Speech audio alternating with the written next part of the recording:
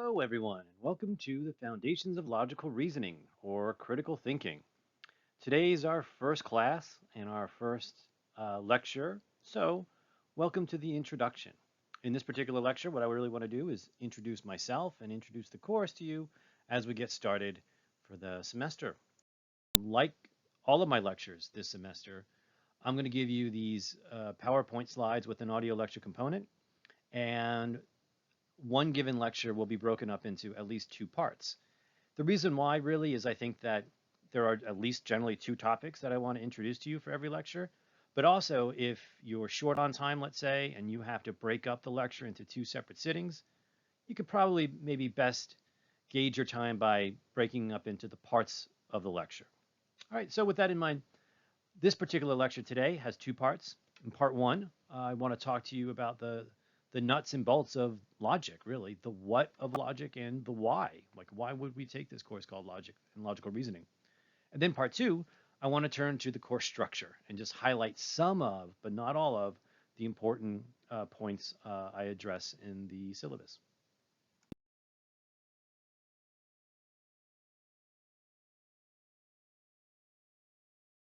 All right, so let's get started in this lecture. Part one, the what and the why. So, as I would have asked you in person, what is logic?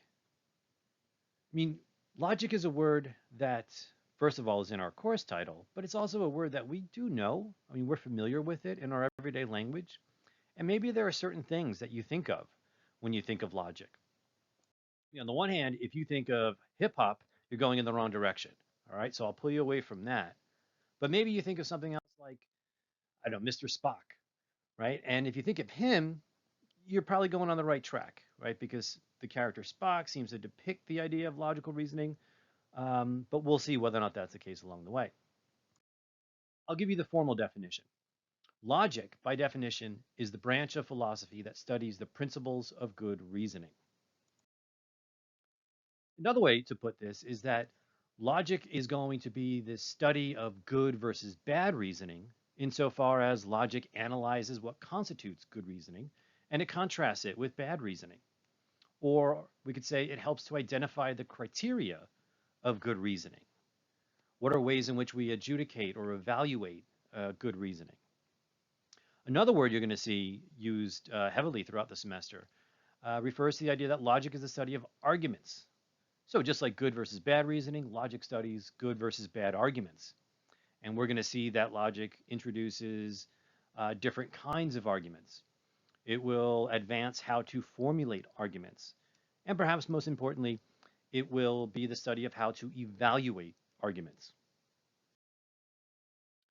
So with a kind of brief academic definition out of the way, the next question then is, why should we study logic? Why would BSU have logical reasoning as a primary core component of a student's academic curriculum?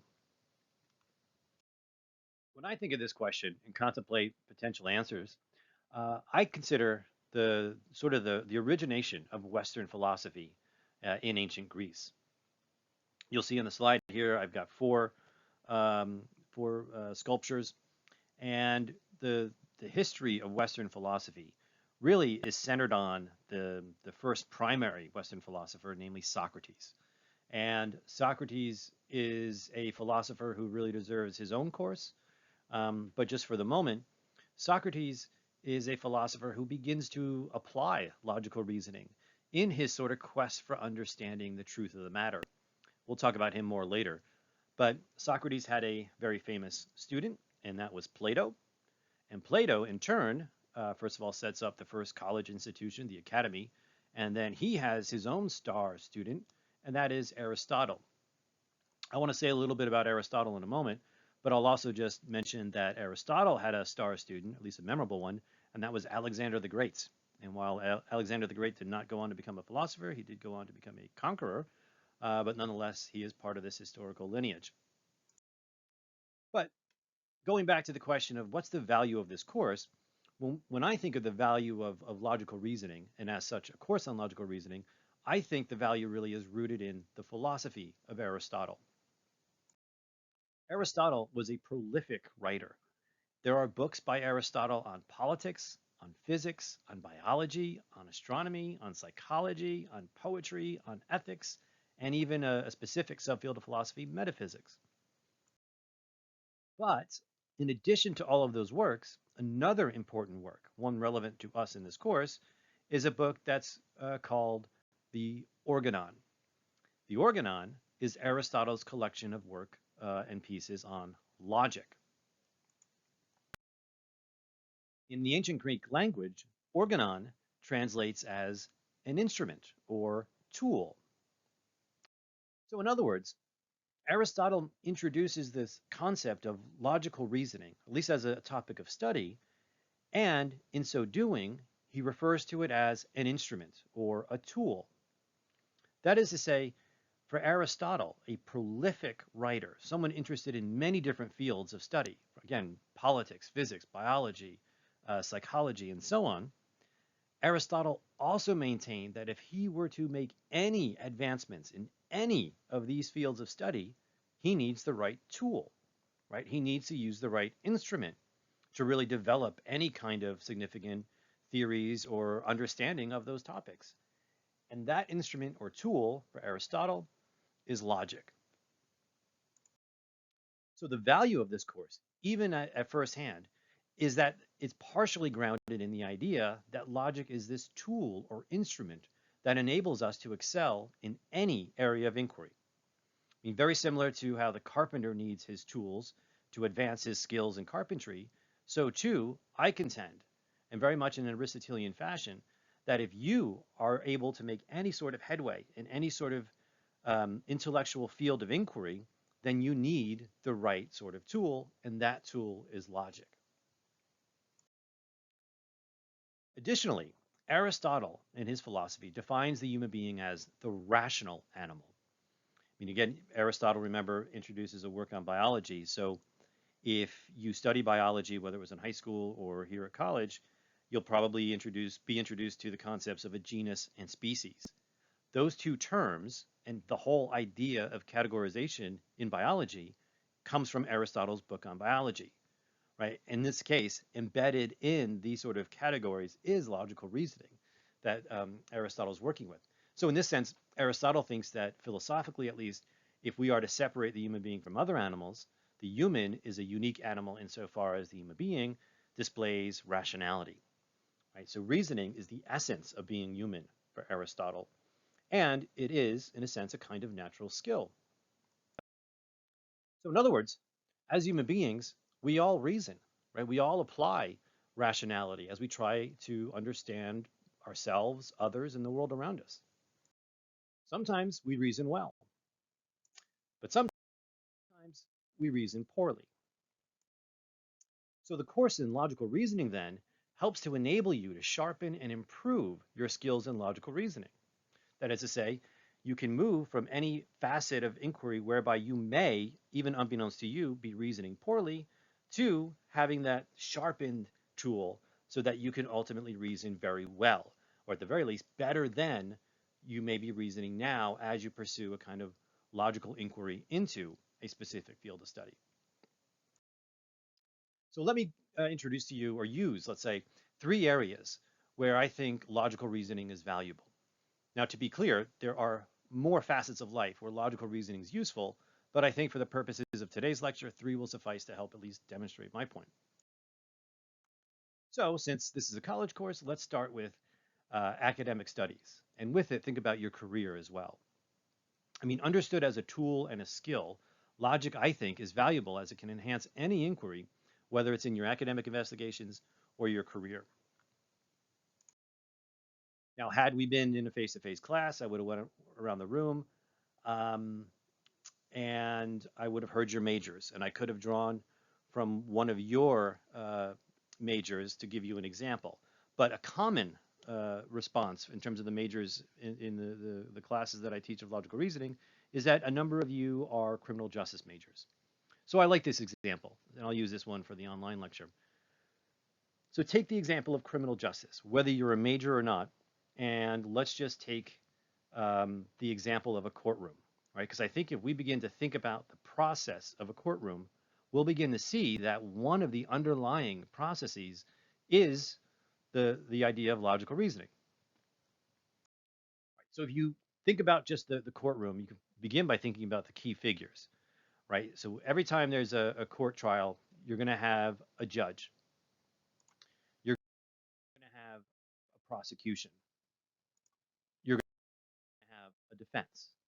All right, so three key players. You may have a jury as well, but nonetheless, you're going to have the judge who will help decide the case between the prosecution side and the defense side. Now, think about the prosecution just to start.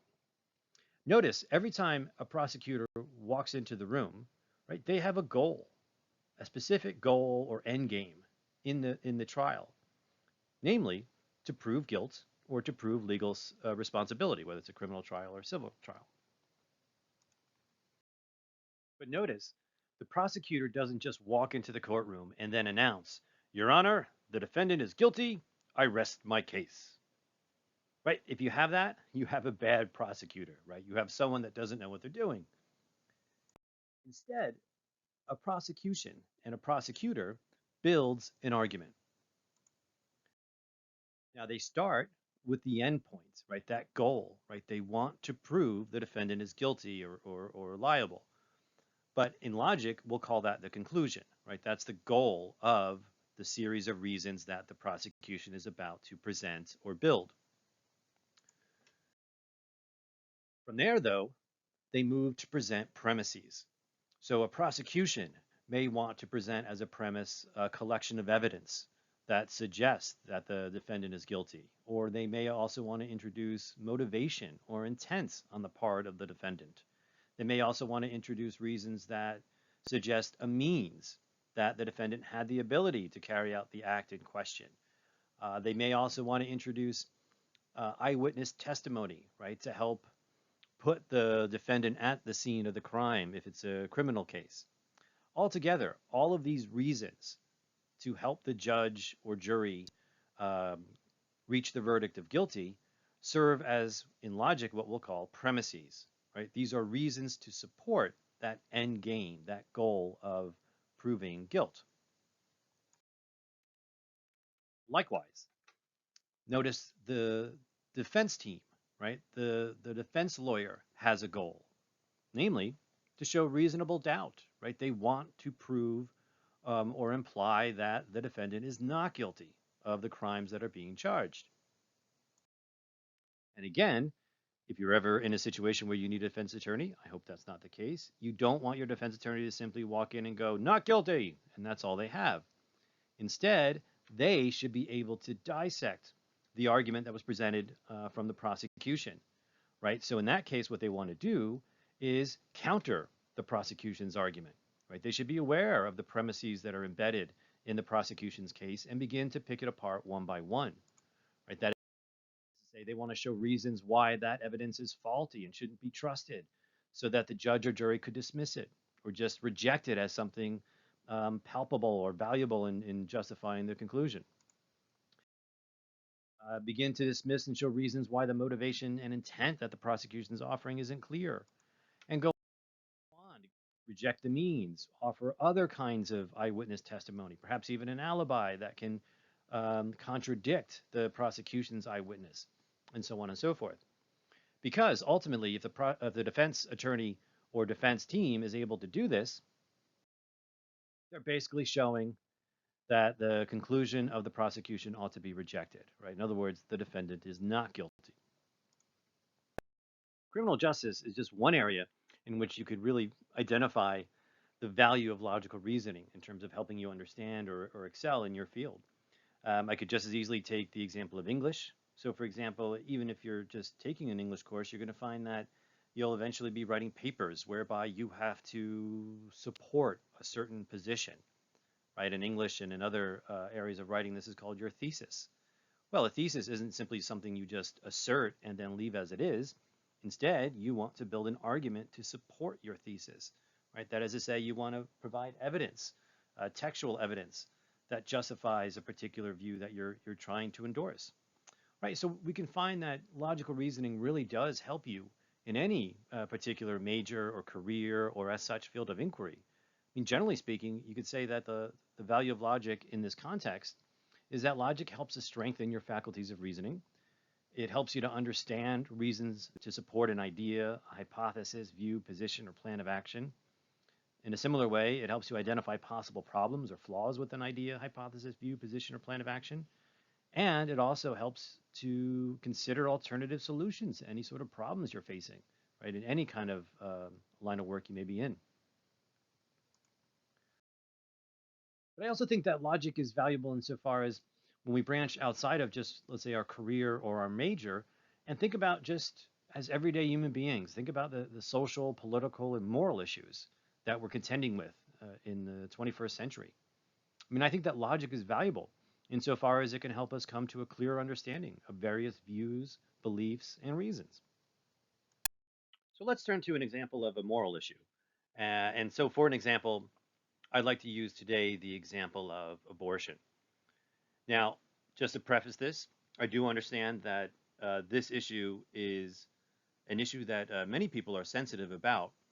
But again, I think the reason or the value, I think, of introducing this kind of example is to see how logical reasoning can help one navigate such a potentially volatile issue. I mean, given the passions and sensitivities that some people may have towards this.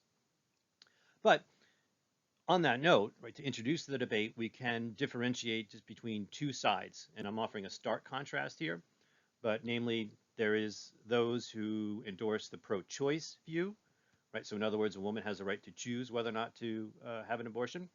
And then there are those on the pro-life position who say that one should not allow abortions to take place, period. Now, to be clear, right, the debate is not as simple as I've just presented it, right? It is not as simple as one side or the other. Abortion is a very complex issue, and there is a very wide gray area in terms of where you could actually stand. But if you humor me just for a second, I'm just ask yourself, where do you stand in that debate? Do you lean more towards the pro-choice side or the pro-life side? Now, obviously, I can't hear your response, but I have taught courses in Massachusetts, in Maine, and in Wyoming.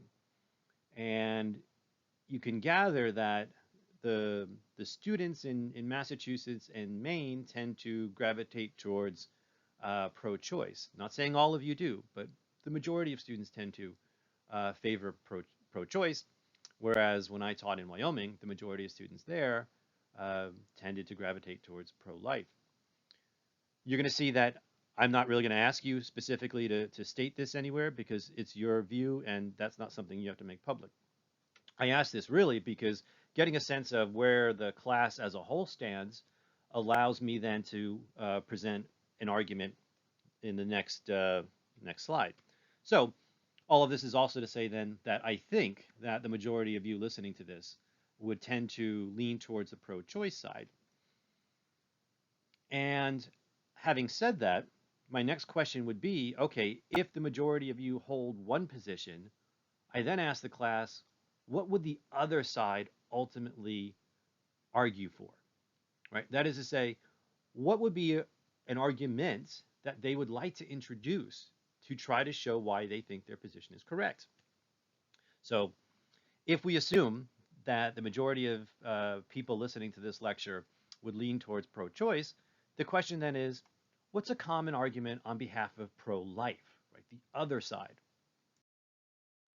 I think we tend to find that a very popular line of reasoning from the pro-life position really begins with a statement. All murders are immoral. The next, they would introduce the statement, abortion is an act of murder. Now, I would also stop you here because regardless of whether or not you're pro-choice, you're pro-life, or you don't even have an opinion on the debate, ask yourself this, just logically speaking. I mean, let's bracket our emotions and our passions for a second. Logically speaking, imagine you were to accept those two statements together. All murders are immoral. Abortion is an act of murder. Logically speaking, what third statement follows from these two statements? I'm sure you see that the third new term that follows from the first two is that abortion is immoral. So here, what we have visually is a presentation of a logical argument from the pro-life side or the pro-life position. Now, just to note here, and you don't have to worry about it at this moment, but I'll remind this later on in the semester, the presentation I've given you here, where we have two statements numbered, one underneath the other, right? We call these the premises of an argument in logic. Right? These two reasons, in this particular example, are working together so that if one were to accept both statements, 1 and 2, one would be obligated to accept the next one. Because the statement here, abortion is immoral, is presented, first of all, separately from the premises above, and that indicates to us that this is the conclusion of the argument. Whenever we put this in this kind of logical form or standard form, we separate the premises from the conclusion by drawing a line, right, separating those premises above and the conclusion below. Likewise, you see the symbols of a slash and 3 dots, and those are indicating the conclusion because usually this is a symbol for therefore. And again, this is a standard form of presenting an argument in logic, and I'll do this a lot for the semester, and I'll remind you along the way of what's going on here. But needless to say, we have here a simple argument for the pro-life position, right? An argument that rests upon two premises. Premise 1, all murders are immoral. Premise 2, abortion is an act of murder. Therefore, the conclusion is abortion is immoral. As a reminder, the reason why I chose to present an argument on behalf of the pro-life position is because the majority of students at BSU, when I teach FLR, tend to favor the pro-choice position. That is to say, it is likely that if you're listening to this, you probably disagree with that argument. Again, not all of you do, and that's fine, but most of you probably do, right? Most of you think that that conclusion's wrong, right? Abortion is not immoral, right? You would argue that abortion actually is a moral choice, right? There is something valuable about it or morally permissible about it or so on. But then now the question is posed to you. Why do you disagree? Right? There's something wrong with that argument from your position. I'm not saying that that argument is infallible, right? Instead, what I'm suggesting is there are reasons why you disagree with that argument.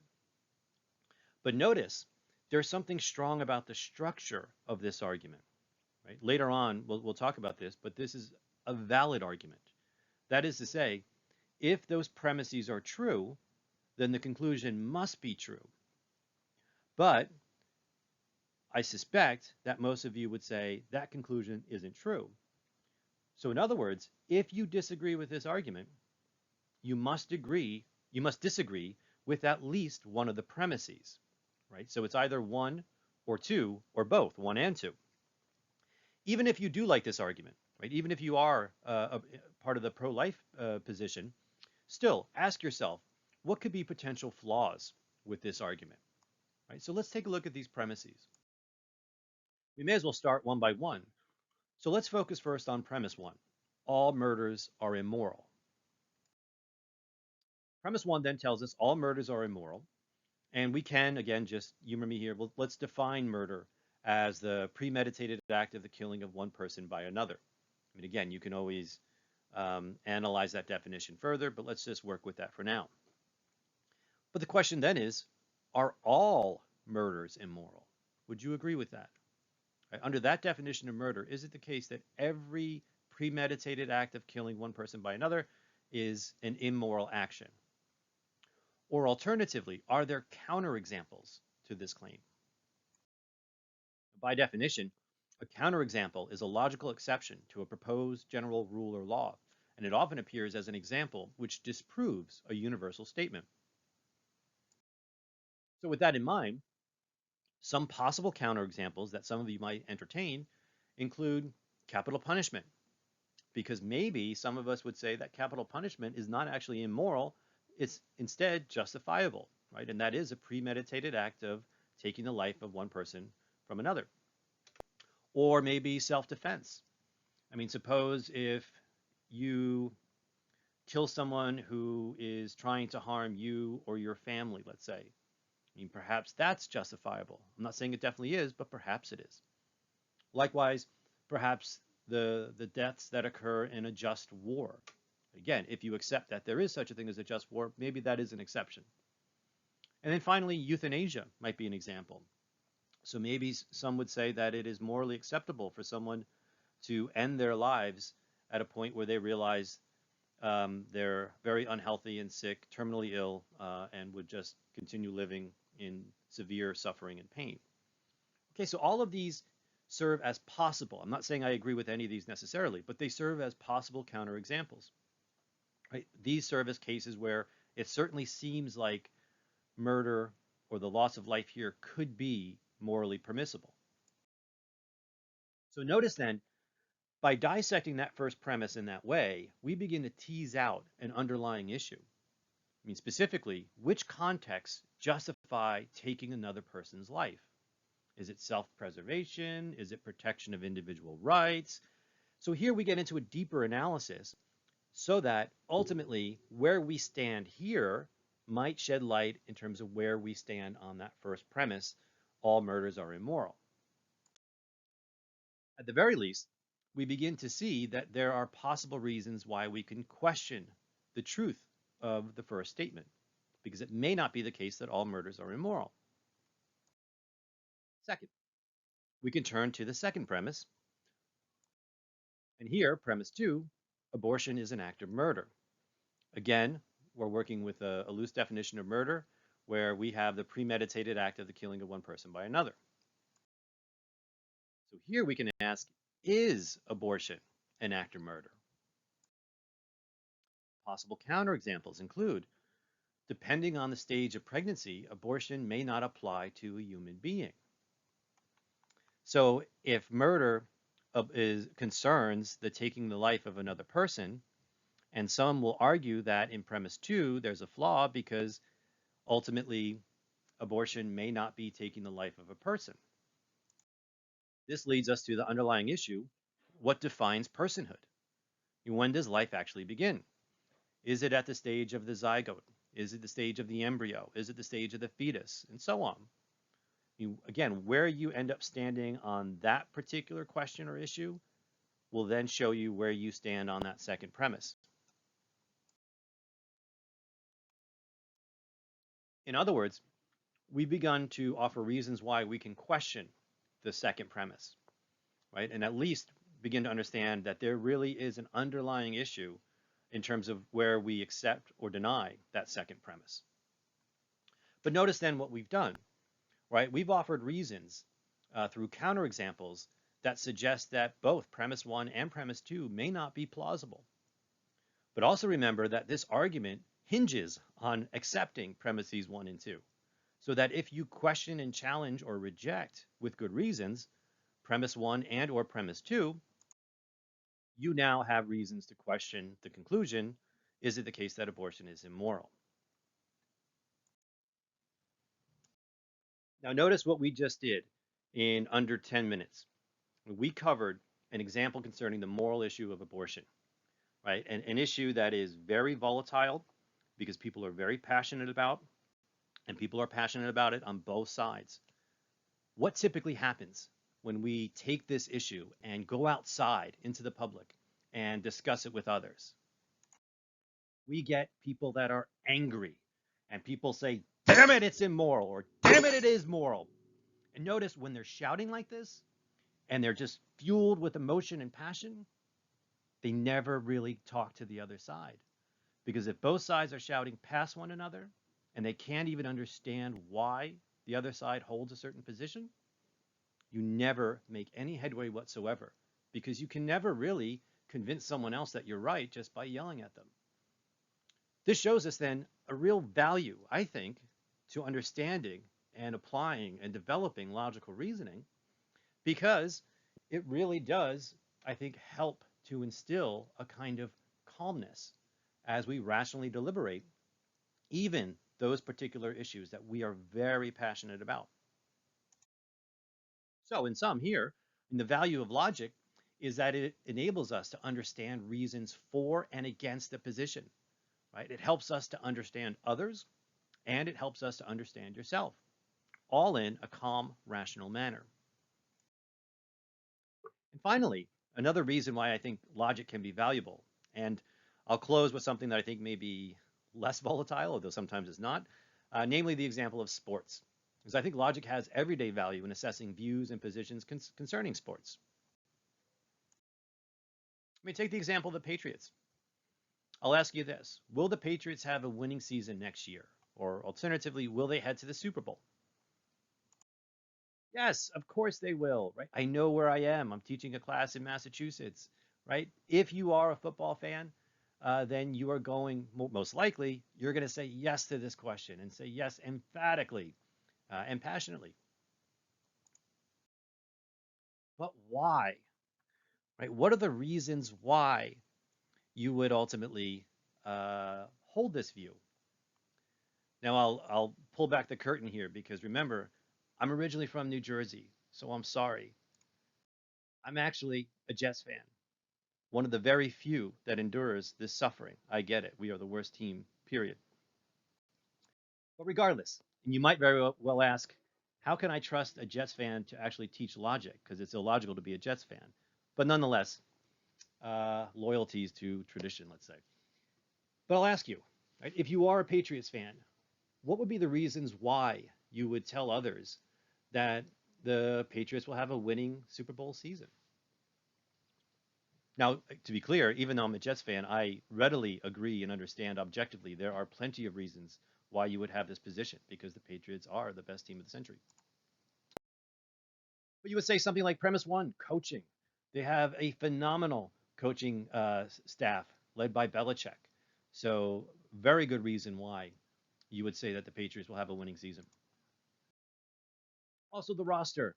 Yeah, I know people are upset that Brady is not on the team, but still, the Patriots have an excellent roster, so that's going to contribute to the likelihood the Patriots will win. You can also talk about history, right? 5 Super Bowl championships in recent history, so that's not something to miss. And here, then, we ultimately have reasons for this particular conclusion. So here, it doesn't matter if you're talking with your friends or you're listening to sports talk radio, watching ESPN, and so on, right? People start to give reasons why they believe something that's in relation to sports. I mean, you can take the questions and move on. Like, who's the GOAT in any specific field of sports that you're interested in, right? When you talk about these issues, you start to give reasons why you think athlete so and so is the best of all time or this athlete over here would be a competitor for the greatest of all time, and so on and so forth. Or even you can mix both the issue of sports with social issues, right? People debate whether or not the sports franchises should have continued their seasons during the pandemic. And you probably have a belief about this one way or the other, right? So if you think they shouldn't have, well, then why not? What would be the reasons why it was wrong to actually proceed in that manner? Or if you thought that they should have, they were right to do so, what was the best method of operation? I mean, was it the NBA bubble or was it something else? Again, you're going to think about this in terms of reasons. And so, in other words, you're using logical reasoning because you want to make sure that you provide the best presentation of the argument that you endorse. So, in conclusion, with these sort of 3 examples that I presented, whether it's your career or major, moral, social, political issues, or even arguments in sports, I think the value of logic is that it's derived through what you do with the tool or the skill of logic beyond this course. So, not just this semester, but rather how you take it outside of the classroom and apply it in your everyday lives. And on that note, we can turn to part 2 and talk about the syllabus and the course structure. And feel free to pause the video right now if you want to take a little break. But if you do decide to pause, please make sure you come back and finish this lecture because I would say that knowing the syllabus and the course structure, talking about the assignments, etc., is very important to your information so you know what sort of choices you have in the course this semester. With that in mind, let's start by talking about the syllabus. And I think as we cover the syllabus, we'll begin to see the course structure unfold. through the topics and the content of the syllabus. Now, as we begin looking at the key points, I just want to mention that really two ideas come to the forefront when I think about designing and implementing and handing out a syllabus for any college course. And the first point is a point that one of my professors in undergrad told the class, which was that a syllabus really is like a contract. I mean, it's the idea that you, the professor, will be putting forward a set of rules and regulations and expectations, and the student, by continuing in the course, implicitly signs this particular contract, so that ultimately you and I are in agreement upon what is ultimately set up and designed for the course. So just like any sort of purchase that you may have, for example, you really want to make sure you read the fine print, right? You know what the contract says because you want to make sure that you understand all the rules and policies that are implemented for the product or any sort of deal that you may make. So too with a course. And perhaps more importantly, or practically in our day-to-day lives, the syllabus is really your list of guidelines. I mean, it tells you what counts for your final grade, how to get an A, what constitutes a B, what sort of assignments you must complete. Is there any extra work that you could do? Um, when are the assignments opened? When are they due? And so on and so forth. Right, really, so the syllabus is this kind of contract plus a calendar plus a set of rules and expectations and guidelines and so on and so forth. I mean, you may have seen enough of the common phrase that it's in the syllabus, right? All the ideas, all the important ideas that a professor wants to get across for their course is written in the syllabus. So, in that sense, it's definitely important for you to take the time to read over the syllabus thoroughly. It's not uncommon for me to get questions from students in other courses where my response is to please read over the syllabus and you'll find the answer that you're looking for. So on that note, I'd like to close out the lecture for today by discussing the 7 topics that I introduced and explained in the syllabus, just so we're all up to speed on the contract, as it were, for the course.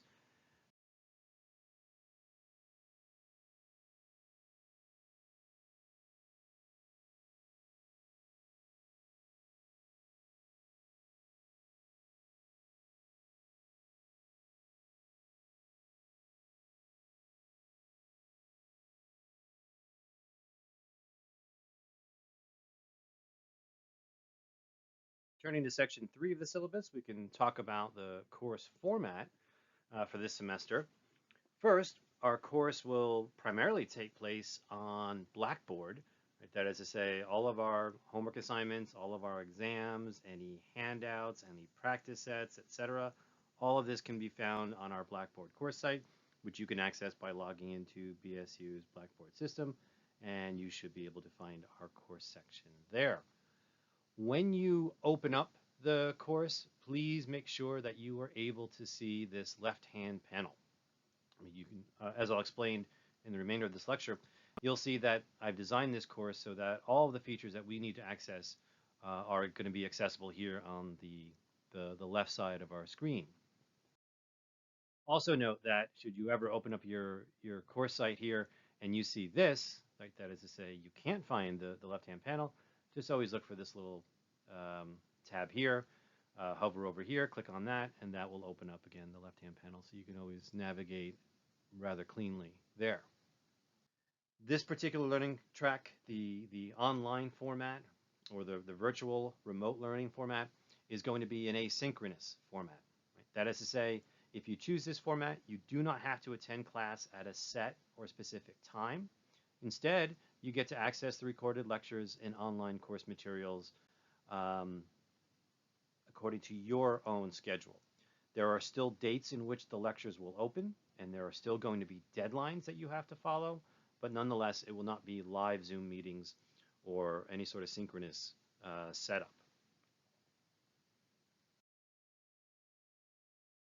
You still have access and requirements to complete lectures. It's in your best interest to follow the practice sets. You also have access to the answer keys, and you still also have access to final exam review lectures.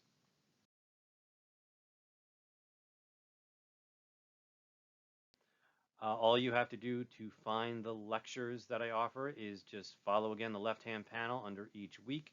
You'll see the topic, and in this case next week is topic 1. Click here on topic 1 arguments. It'll bring you to this page, and you'll see not only handouts that I'll offer, but also the actual lecture. And when you click on this lecture, it'll bring you to a YouTube page, much like the lecture you're listening to here. Follow the general structure of Crit 111, and that's with the organization of learning modules. You're going to find here that in our course, there are 4 different learning modules this semester. The first module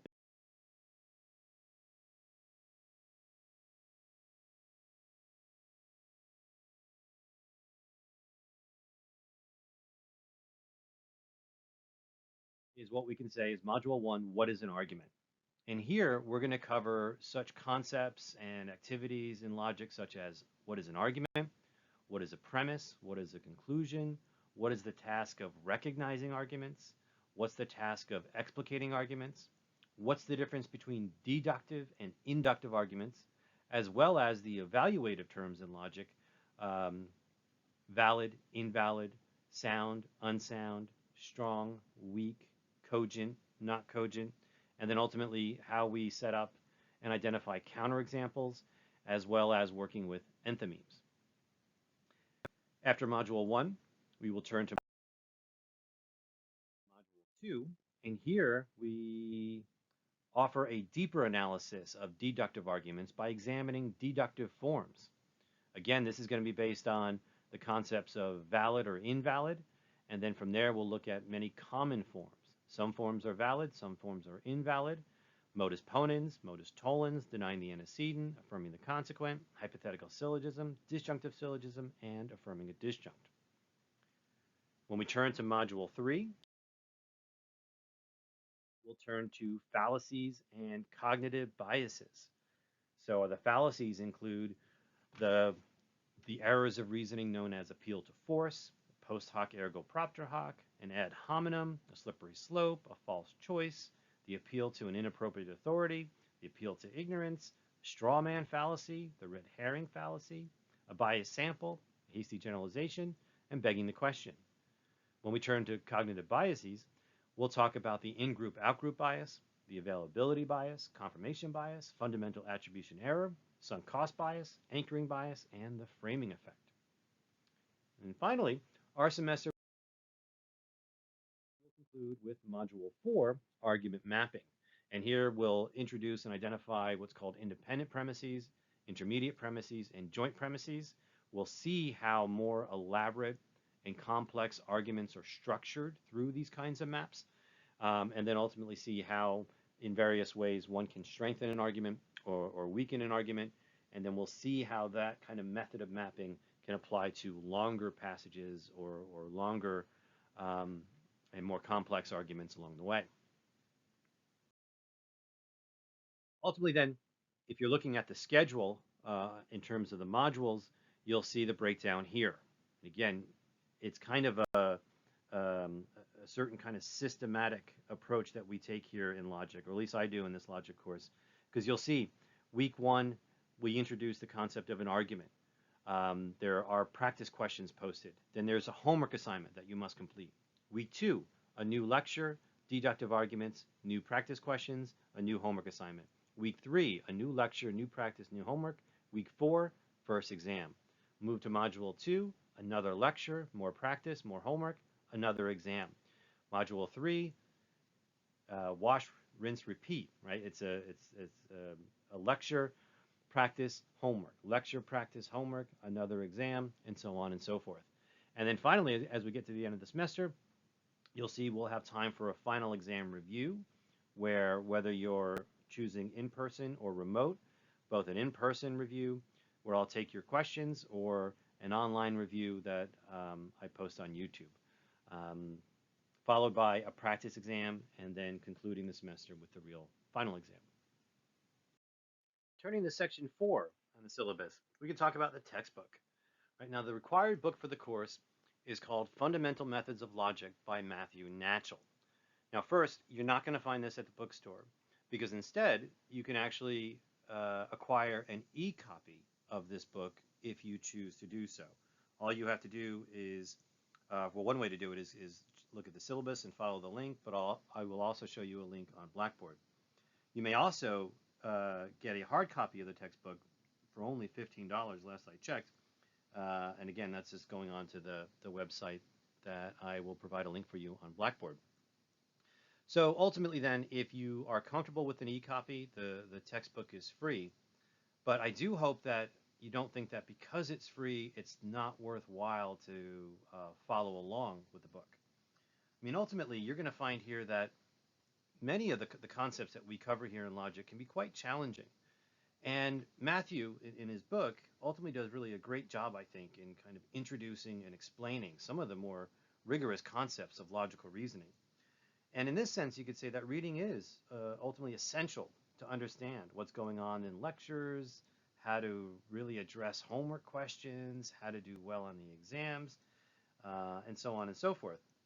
So I really hope that you're able to take the time to read and reflect upon the ideas that are presented in Natchell's work. I mean, really, I know I hate to be cliche. I'm a philosopher, so I don't like cliches, but the more you read, the more you know. And you're going to better understand the material by taking the time to read. And again, I think Natchell's book is pretty straightforward, and I think he does a good job in explaining the concepts. To access the book, again, all you have to do is go onto our Blackboard course site and again, go to the link Getting Started in Syllabus on the left-hand panel. You click on there.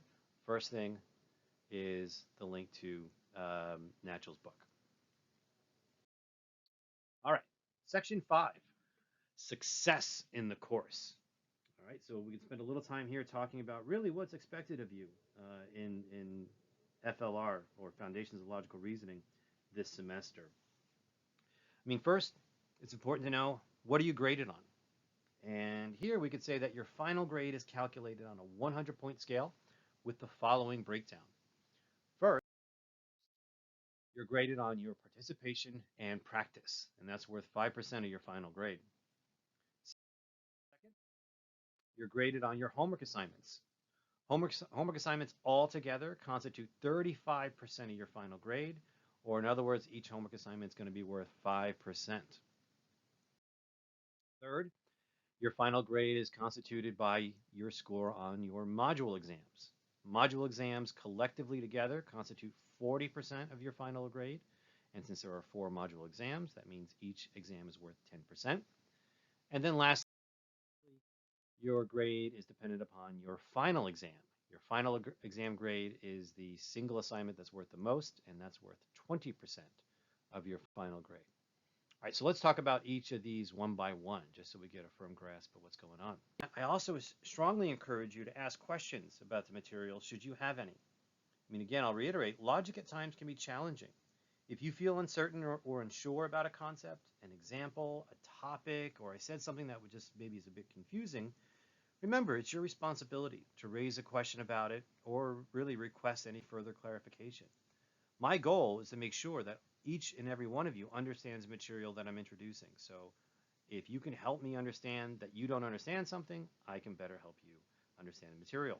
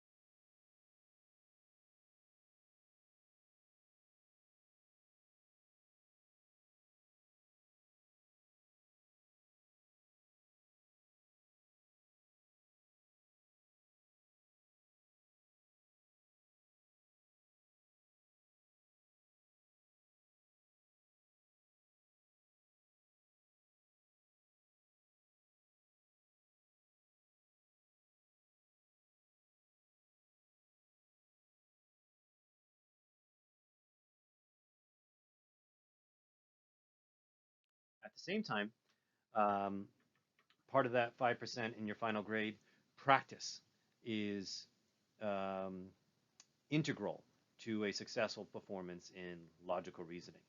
I mean, understanding and excelling in logic really is grounded in consistently and steadily practicing examples, questions, and problems in logic. I mean, here, from my own particular perspective, I would say that logical reasoning is analogous to athletic training.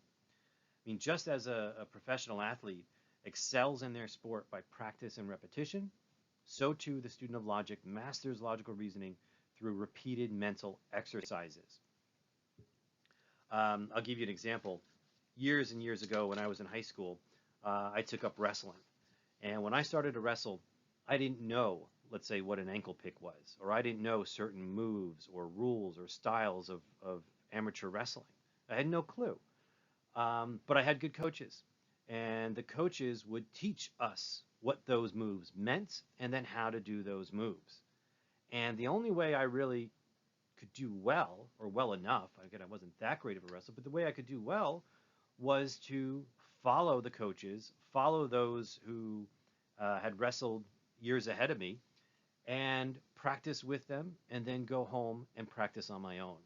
And to me, it was those extra hours one would put in at home, away from the gym or the sessions, that could really help elevate one's own performance. So too, when it comes to logical reasoning, I mean, you think of logical reasoning as sort of the mental analogy to your own physical athletic development.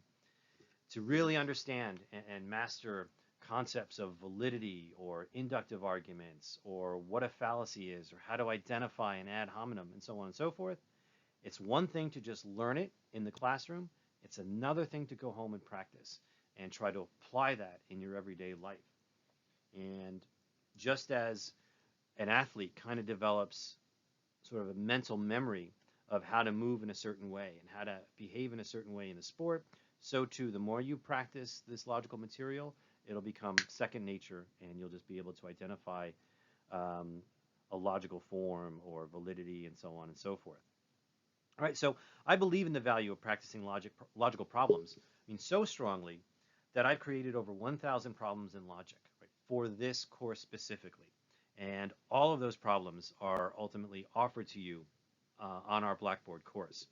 Right, so I've organized these problems in what you can call practice sets, and you'll see them populated throughout the course this semester. So I strongly encourage everyone to practice if you want to do very well and ideally earn an A. In addition to practice, you're going to see that there are homework assignments that are set up here throughout the semester.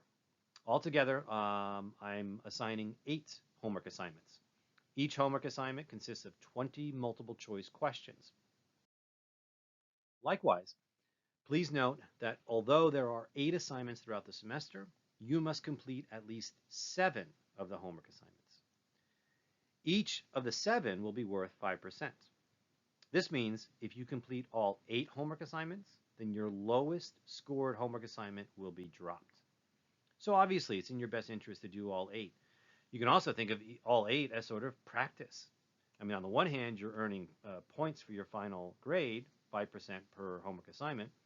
But on the other hand, it's all really helping you understand the material so that you can excel on the exams, both the module exams and the final exam. Remember, each module exam is worth 10%, final exam is worth 20%, so that's 60% of your grade there. So doing the homework assignments is a good method of practicing and really learning the material so that you can master it on the exams. Also note, the homework assignments can be found on Blackboard, and they are formatted in such a way so that when you open up a homework assignment, you can close it midway and save it for later, so long as you complete it by the deadline. All right, so let's say after a certain lecture, you immediately open up the homework assignment, or you go home and open up the assignment, and you start a few questions and you realize, ooh, this is something I'm not ready to do. Well, close it, get back to it later, right? You had a start, you get a sense of what the questions are like, go back to the drawing board, go back to your lecture notes, etc. Ultimately, you'll have more time to complete it. Again, though, the important thing is that you want to make sure you complete it by the deadline. Again, see the syllabus and the course schedule to know the deadlines. Also, there are no extensions and there are no makeup assignments, so please do not ask for any. Um, Hence, it's important to follow the course schedule in the syllabus. At the same time, please also note, and this is very important because I think it really helps you uh, with an opportunity to do very well on your homework assignments. You have an unlimited number of attempts to complete the homework assignments before their deadlines, right? That is to say, if you listen to a lecture and then you go home and you start the homework assignment, and let's say you complete it all the way through, you do all 20 questions, and let's say you end up with a 70, and you say to yourself, wow, I don't want a 70. I really want a 100. I want to ace this homework assignment, and I'd love to ace every homework assignment. Well, if that's the case, do it again. And let's say you do it again, you get maybe an 80. You don't like it, you want a higher grade, do it again. And do it again and again and again until you get the grade that you want to get in that homework assignment, because only the highest score will count. Again, the only rule here is you have to submit that final attempt by the deadline. And again, only the highest score will count. So in other words, let's say you do it and you get 95 and you do it again, and all of a sudden you make mistakes, something happens, and you get an 85. Don't worry about it. The 95 is the one that's going to count. Again, my incentive to you is to keep working on your homework assignments until you get the score of 100. Okay, we all should be getting 100 on our homework assignments, which means if we do 7 out of the 8, that means 35% of your final grade could be 100 should you put the effort in to consistently and continuously work on these homework assignments. Okay, now where are these homework assignments? Again, on Blackboard, just look for that left-hand panel, and under each given week, you're going to see not only the topic where you can find the online lecture, not only the practice set, but below that, you'll see a homework assignment. You click on here, it'll bring you to this folder here, click in the folder. When the assignment opens, you're going to find the assignment. And again, you can complete it as many times as you want until the deadline. Again, refer to the course schedule to know the deadline. Next up, for succeeding in this course, and part of your final grade are the module exams. Remember, module exams are worth 10% each of your final exam. Also, as a reminder, a module in our course this semester consists of a set of lectures and topics. There are readings assigned by Natural. There are practice sets, and there's a homework assignment in each module. Each module, or homework assignments, sorry. Each module concludes with a module exam, which will test you on your knowledge of the lectures and the topics and the readings covered in that module. As I mentioned, just to reiterate, there are 4 module exams. Each exam consists of 30 multiple choice questions. Each of the module exams is non-cumulative, right, and only concerns the material of that specific module. For each of the module exams, the exam will open at a time specified in the course schedule, right? That is to say, at the end of the syllabus, you'll see the schedule. The exam will typically be available for half a week or so. Like, for example, maybe it opens on a Wednesday and it's due on a Monday, something like that. It may vary based upon our schedule.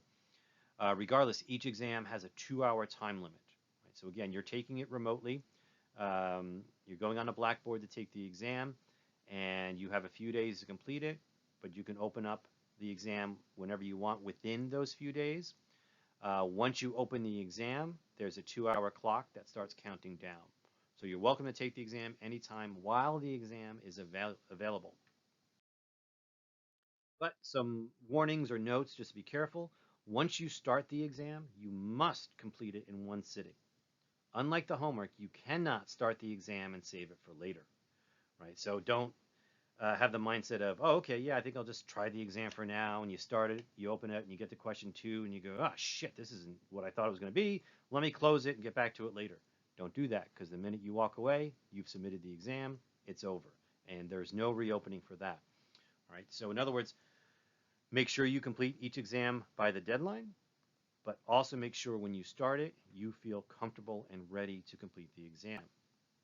Keep in mind that you can always first go back to the practice sets. Go back to the practice exam. Try it out to make sure you feel like you're good to go and start the exam. Also keep in mind, as a bit of a warning or a note, I mean, just don't lose track of this, The exam closes exactly at the hour, minute, and date specified in the course schedule. In other words, if you start the exam 2 minutes before the deadline, don't think you're going to get the 2 hours to complete the exam, because you don't. The exam automatically shuts down at the exact minute specified in the course schedule and the syllabus. Also, just like the homework assignments, there are no extensions, no makeup exams. Any student who misses the exam earns a score of 0, and that's calculated into your final grade. Last part for success in this course is the final exam. Now, the final exam is different from the module exams for a couple of reasons. I mean, first, it's a cumulative exam covering the entire course. All right, so each of the module exams only covered their specific module. You can think of those as almost like sort of midterm exams, but the final exam covers everything that we're going to cover here. The final exam will consist of 60 multiple choice questions, and the exam itself will open and close at a specific time during the final exam period, right? That is to say, it's not going to be open for a few days like the module exams. Instead, by the university policy, since it's the final exam, this exam will take place when the university has scheduled it, not me. The university has scheduled 2 hours for us to complete the exam. And again, please make sure you refer to the course schedule to see the date and time for the final exam. Also, again, there are no extensions, no makeup exams, etc. So please make sure you do complete the exam when it is scheduled by the university. Turning to section 6 of the syllabus, just a brief mention right now, but very important points about the course and the university is please make sure that you carry yourself with an academic integrity according to the policy at Bridgewater State University. In the syllabus, I review the definitions of the university's concepts of academic honesty and dishonesty, as well as cheating and plagiarism. I'll put it all together in a nutshell here. Don't cheat. Don't collaborate with others in the class or outside of it. Don't attempt to think to yourself that you're getting your hands on some kind of exam in advance. Some students have thought they did get that and they were wrong. Not sure how to put this, but the questions change every semester, so you're not really getting your hands on an exam that you think you have if you are of that mentality. But beyond that, in a more practical level, it's not only an immoral practice of cheating and dishonesty, but if you're caught cheating in my class, you fail the course.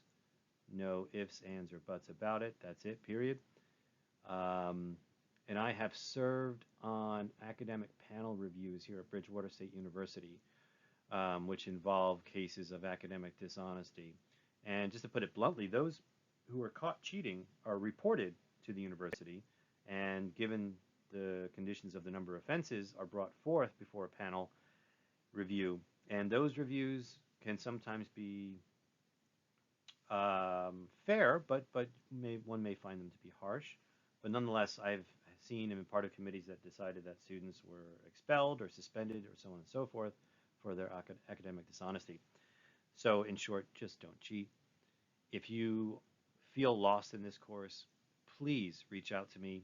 Please let me know. I'm always happy to help you try to succeed in an honest way. Again, my goal here is to make sure all of you understand the material and as best as we can master the material. I'd love to see you all get A's. I'm not trying to fail anybody. So please come to me if you have any questions or problems. Do not cheat. Lastly, again, open up the syllabus. Please take a look at it and especially focus on or always have handy section 7. I mean, this is the course schedule. This is our calendar. This is really the due dates, the assignment dates, and so on. If you have a question about whether or not something's due, go here first. Again, if you email me, I'll just say, yeah, go to section 7 course schedule, because here is basically our calendar. So you'll know all the due dates and everything else what topic is being opened online or what topic we're going to talk about in class, this course schedule is priceless for us. So please make sure you have that handy.